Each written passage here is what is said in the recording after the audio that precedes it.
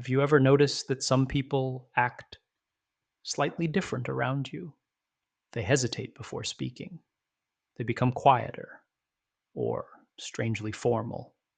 And at first you might think, did I say something wrong?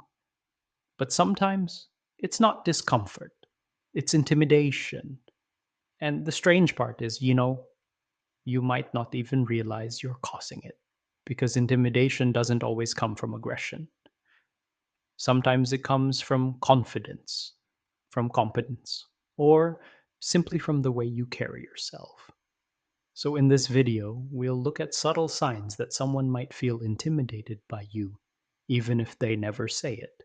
One of the first signs is subtle. People start choosing their words more carefully around you. You'll notice small pauses before they speak. They may correct themselves mid sentence or explain their ideas longer than necessary, almost like they want to make sure you don't judge them. This often happens when someone believes you are more competent or confident than they are, so they start monitoring themselves. And that pressure can make conversations feel tense. Some people actually talk less around the person who intimidates them. In group conversations, they might be very expressive with others, but when you join the discussion, they suddenly become quieter. Not because they dislike you, but because they feel slightly evaluated. Your presence raises the psychological stakes of the conversation, so instead of speaking freely, they hold back. Another sign looks very different. Instead of becoming quieter, some people do the opposite.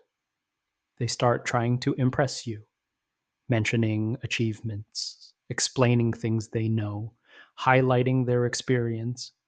It's subtle, but the tone changes. Because when someone feels intimidated, they often try to rebalance the status dynamic. In other words, they want to show they belong on your level. Here's another interesting pattern. Some people stop disagreeing with you, even when they probably should.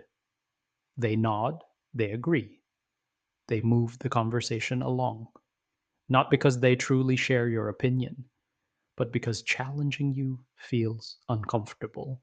Disagreement requires confidence, and when someone feels intimidated, they often avoid that friction. Sometimes intimidation shows up physically.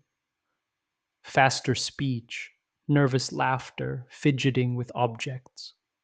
These reactions aren't always obvious, but they happen when someone's nervous system detects a higher status presence.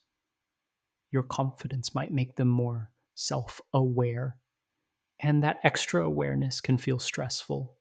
One more subtle sign.